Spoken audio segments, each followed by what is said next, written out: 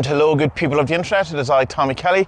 This is Adventures in Woo Woo, and welcome once again to our monthly question and answer session here, as always, in Ravensdale.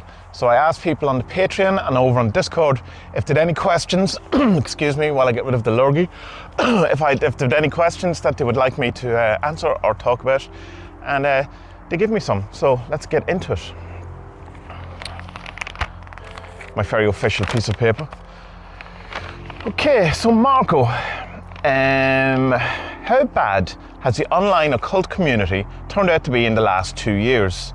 After all the hopes for renewed bunny ears communitas of the early months of pandemic. I think this is largely depending on your viewpoint or where you're hanging out, because my experience of the last 2 years has been definitely a renewed sense of community and a much greater coming together and a sense of a real positive kind of thing out of it. And that's coming from, say, my Discord, the social media that I have, say, on Facebook, the 47 group, which is, they're wonderful places and they're full of really, really nice people, loads of great conversation, very, very little hassle, very, very little argument or trolling or any of the usual things that we kind of look for or I suppose we are used to and can almost depend upon in other places on the internet, but doesn't seem to be something that it kind of grows in the communities that I kind of foster, I suppose. And that's just because I suppose I have zero tolerance or zero interest in any kind of drama. And anytime anything that does come up where there's a bit sort of a drama or something like that, I just kind of, I don't engage with it, or I kind of diffuse it. I don't try to defend it myself or anything like that. Now, I understand, Marco, from kind of the very vague notion I have of what happened recently on Twitter. I think that where this question is born out of, or at least it's the latest iteration of what you're talking about. I don't know enough about what's going on, and that's deliberately staying out of it. I don't go on to TikTok. I barely check my Instagram. Most of my Facebook is switched off. Twitter itself is so censored by me. I've muted so many words. I have a very small follow list. So I don't engage with any of that stuff. I only engage with the stuff that is your Discord, say, Marco, as well, is a wonderful place. I wouldn't say there's anything kind of that I would feel let down by in the last 2 years over that. That seems, not that I've been in it for 2 years, but the last, whatever it is, year or months that I've been in it, it's a lovely place. Again, not full of drama or things. So I remember years ago when I was adminning CMG, which is Chaos Magic group on Facebook, which is a hellhole, but it's also the most wonderful place in the world. Mostly a hellhole though. All of that stuff about the drama, all of that stuff about the arguing, all of that kind of stuff that seems to be prevalent in the occult and all communities, but because we're involved in the occult, it seems to be more something that that's going on for us. Was just kind of taken out of me, because there's only so much you can take before you just don't care of it anymore. And that was such a pit of that kind of stuff and a real kind of centre for it. And I remember one time realised I'd spent a whole morning arguing with someone over love's the law, love under will, and their argument was that love under will meant some sort of forced love or even rape. And I was just arguing and arguing, and I go, why am I doing this? I've wasted an entire morning with this.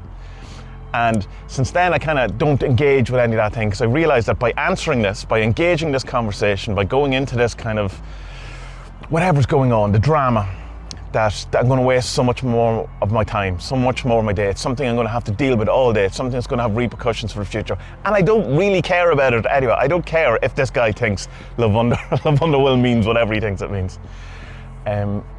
So from my point of view, the last 2 years has been a wonderful bonding community experience, given the communities that I'm involved in. And the places where it's not, I don't involve myself in. And I know that's not kind of something that everyone could do, because if everyone did that, then people will be able to do whatever they want, and there'd be no kind of people held accountable for anything they do. And I understand all that, but for me, I can't deal with it. I've no interest in it. It wastes my time, and I'd rather be drawing, making music, writing, or literally doing anything else than arguing with people on the internet. So yeah, for me, I've had a different experience, but I understand why your experience is the way your experience is. But yeah. A cultivator, Max. What's the most fun you had in 21? Probably the most fun I had in 21 was doing the music and setting up the kind of recording section of my office, and you know, really getting back into music, which happened during the initial lockdown. I really had this drive to want to play music, having not done it in years because I'd become very disillusioned with the whole thing and it seemed pointless. And then there was this kind of call, especially when I started working with Pan. Well, when I started getting interested in Pan, there seemed to be this calling to music and forests and all the things associated with Pan. And so that finally came to a kind of a big head. That kind of sounds like something bad. It finally accumulated in this year recording the Ritualis album and doing some of the other stuff that I did, the kind of singles and recording a couple of actual songs and stuff like that. And that was wonderful experience. I really enjoyed it and really felt connected to it and really felt passionate about it. And I was looking forward to it. And that even to the kind of sense of the other stuff that I love doing, like drawing or doing podcasts or whatever it is, all the stuff I do, I was kind of being pulled away from that and wanting to do the music. There was this big draw for it. Music to me is the highest form of magic.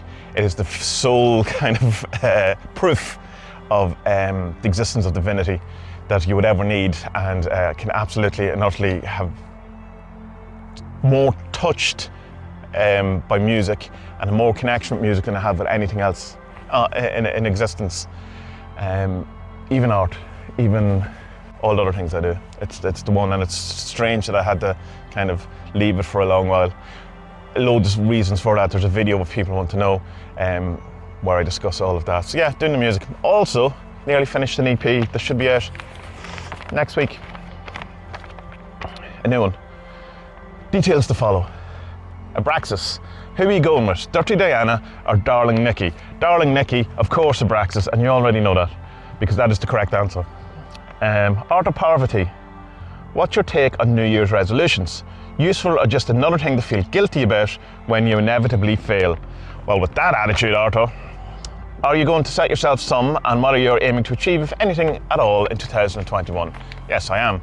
I do a loop, which I constantly do my entire life, where I get really fat and then I starve myself for about 6 or 7 months until I can't do it anymore and lose the weight, and then I go back and I put all the weight back on when I eat, as far as I'm concerned, normally.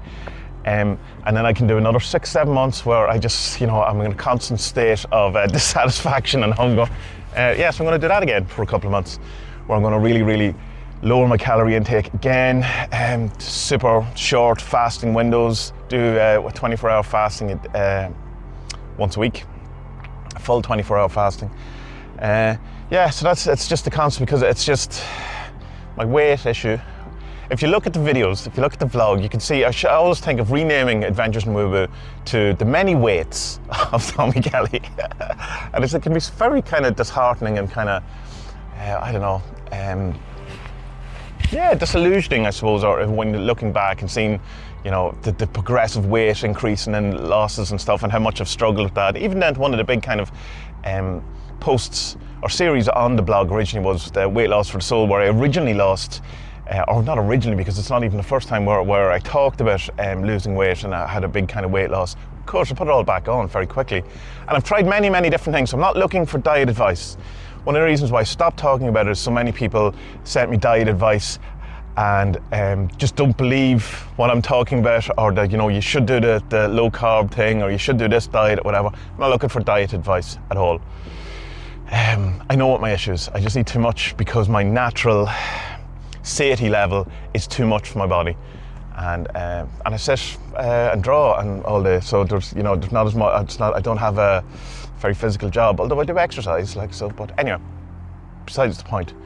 Apart from going back into that loop again and that pattern, I want the first print book of Turbine Syndrome to be out next year. I have the second edition of the Grimoire, which I'm hoping to get out in February. I would definitely want to record new music.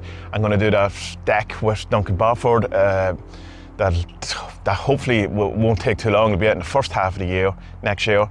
And 16 albums, music albums or something. I don't know, loads of stuff I want to do. And it's probably something else that I just haven't thought about at the minute. the podcast, the videos, all of that kind of stuff. So loads. But to answer your question, do I think it's another way to set yourself up for a fail? Yeah, in a sense, like we're talking about the loop thing, it is ultimately going to fail, because I know I'm going to do it I can do it for 6 or 7 months, and then I can't do it anymore because it's too much of a, takes too much of fun out of my life. I've nothing to look forward, and it's just too much, and so I just loop in the pattern. And I always thought that I need to break that and find out something, that I'm missing something about it, but I just don't know. I've spent my entire life, it's my biggest issue in my life is my weight, by far. So much so that when I brought it up in therapy, they weren't that interested and didn't want to talk about it. And I was going, no, this is the thing that is the most thing. And it's like, don't worry about it. I was going, right, okay. January 1st is as good a time as any to start any of these. So is tomorrow. But I suppose the January the 1st thing is good because you overindulge around the holiday period. And so why not start January 1st? But yeah, no, I get it. If you want to do it, do it. If you don't, don't. I don't feel bad about not doing it. Chiro, do you or have you ever tried Psionic Magic? Do you think the device work or can enhance results compared to more traditional case magic methods? I don't know what the device is. Psionics is the study of things like telepathy, and psi and stuff like that.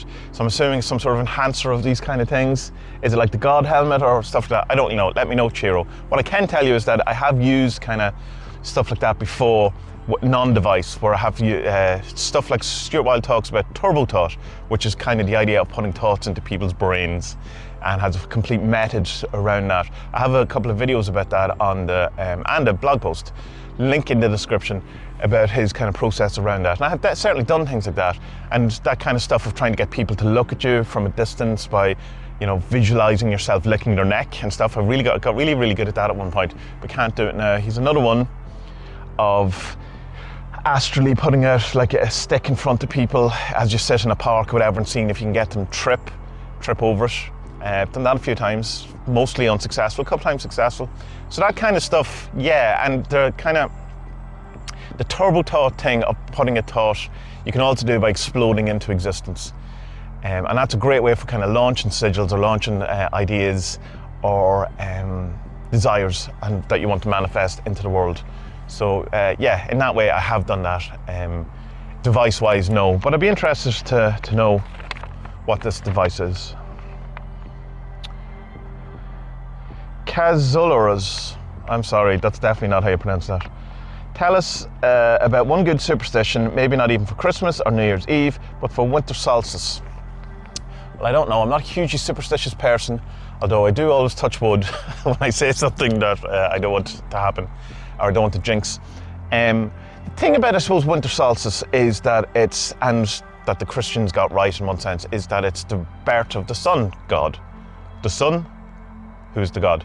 And it's the return from when the sun starts appearing and the days are getting brighter or longer, and the heat starts coming back, the growth starts coming back, and it's like that kind of notion that the king of the land had died, but now is being reborn. And so you have that in the Jesus story too.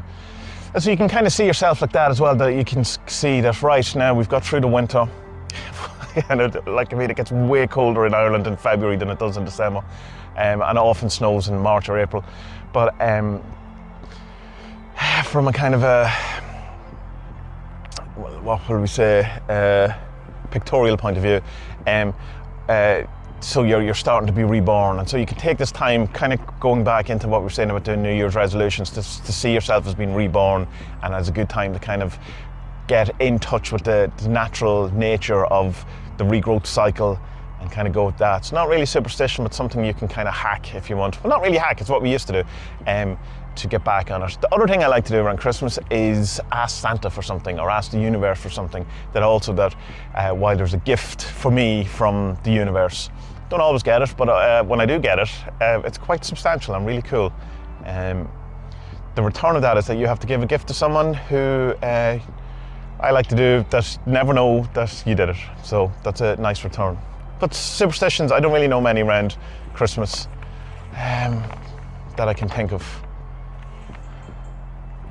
Yeah, no. Jason, if you could create a new magical title, which wizard, warlock, sorcerer, magician, etc., that would be immediately accepted into the common lexicon, what would it be and who would it refer to? Well, the funny answer would be to say Chancer.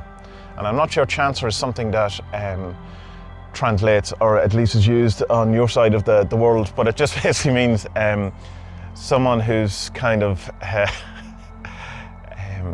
mischievous, just tries to get away with stuff, you know, just kind of pretends he's something, or, you know, it would be turn up to a job that they don't really know how to do, kind of pretending that they do, and then doing it. But it's hard to kind of describe. It's one of those words that you just kind of know because you've grown up with it here. So Chancer in magic, a Chancer. But there's also, I like the word weaver. I know it's a bit like Reaver from what's it called? Not Farscape. That other thing. That got cancelled, the Josh Whedon one, who then subsequently got cancelled as well. Interesting. Serenity, the Reavers, but a weaver, as in, you know, a weaver of magic. It's a bit like, I suppose, like a what do you call them? A bender from Airbender, which I can't get behind as well, because there's, you know, like a negative, not negative, but kind of bender is a pejorative term for a gay person over here. I don't know if that translates either, and so that always seems very weird. So yeah, a weaver, someone who can weave magic, or weave the weird, or something like that. That would be quite cool. Probably is used. It's probably a D&D thing, a weaver. It seems like too obvious a thing for it not to be. Dree I also like, which is the old Irish word, or the old Gaelic word for magic. No, Dree is like a wizard. Driocht is the term for magic. And I assume druid comes from that in some sort of way, or maybe Dree comes from druid. So I like that, as in not the Dree you're looking for. Yeah, something like that. What word would you add to it? A nuggin. Okay. Tim, what 3 things can people do to start and enhance their magical experience? First thing, start meditating. Whether you're starting your magical life, or halfway through it, or near the end of it, meditation. Find one that suits you, and don't fall for that trap of going, I can't keep my mind silent enough to meditate, or I can't relax. No one can. That's part of the point of it. And there's plenty of different ways that you can do it. You don't have to count your breath. You can do the Vipassana noting thing, where you're just kind of being aware of the things around you and kind of naming them. So it could be like, right now, if I was doing it, I could say cars, that's coming into my thing, my throat, my stance, I had to move it, or just whatever you're not looking for stuff. You're not looking to see, you're not going, oh, can I hear something, or can I taste something? It's whatever comes into your field of view, or field of vision, or experience, and just note it. Metta, of course, where you can just send love and kindness around. There's loads of different ones, but meditation, I would say, definitely number 1 you can do to enhance your magical experience. 2, I would say, ask for a sign, ask for something, and ask for something that's somewhat specific, but not too specific. In that, say, I want a sign that I'm in touch with the universe, or with magic, or whatever it is that you want to kind of name that as, and say, I will see a triangle, or I will see a thumbs up symbol, or something that, while it's not completely impossible, is relatively possible, but when you see it would be slightly out of the ordinary, that you would know that this is the sign you were looking for. That can be very helpful. That can also be a bit frustrating if you don't get it, but most people will get it. And if you're not getting it, try changing slightly, that it's maybe you're asking for something too specific, or maybe you're not asking for something specific enough, and so would you recognize the sign when you see it? And 3, I would say, do a sigil for something really easy. Again, something like this, asking for a sign, but like most people when they get into magic, the first thing they do is, I'm going to win the lottery, and you're not going to win the lottery.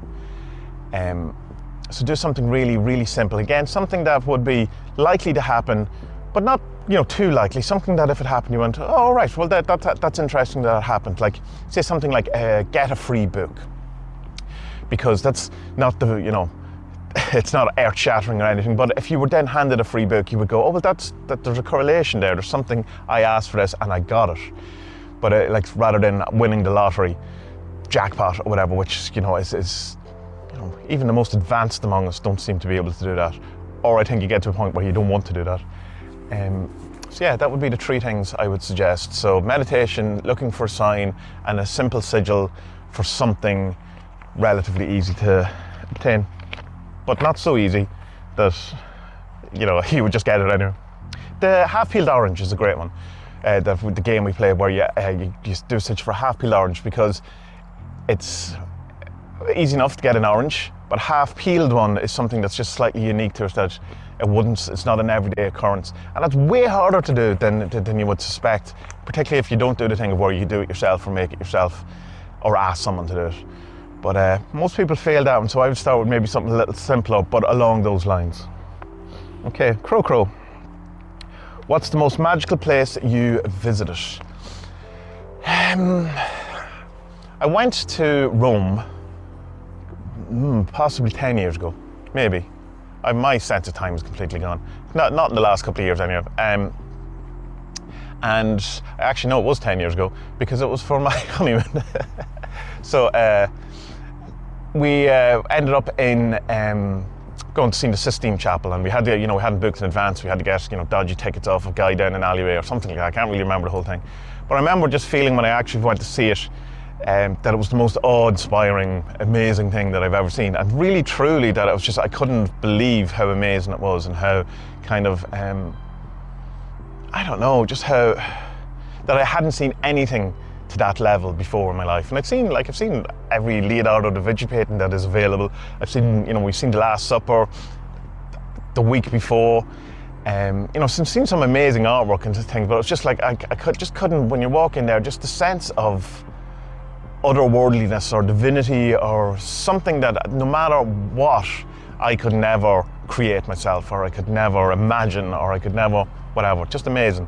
Absolutely jaw-droppingly amazing. When it was interesting, when I came home, I was talking to my sister about it, and she'd been there the year previous, and she thought it was the biggest letdown she'd ever seen in her life. She wasn't impressed by it at all, just because it was just really boring, or I didn't see what the fuss was about at all. So that was interesting. Venice, we went to Venice. We've been to Venice the year previous or something. When we come in, you come in on a boat. We were staying on Lido, which is the island across from actual Venice proper. But and you come in, and it was quite foggy on the day we were coming in, and misty, and Venice is very, very impressive, kind of, and there's a real history to it, and there's a real kind of sense of, I don't know, majesty to it, or there's something very woo about the whole place, and of course there's a woo history to it as well.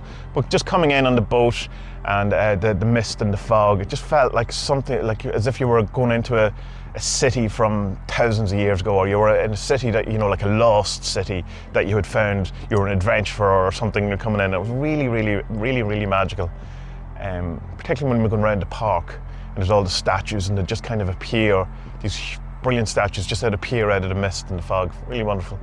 And of course, the most magic place of all is where I am, which is Ravensdale Forest, which is my favourite place in the entire world. It's the most magic place I've ever been. It's just amazing. And one of the very few places that I feel absolutely welcomed and at home in.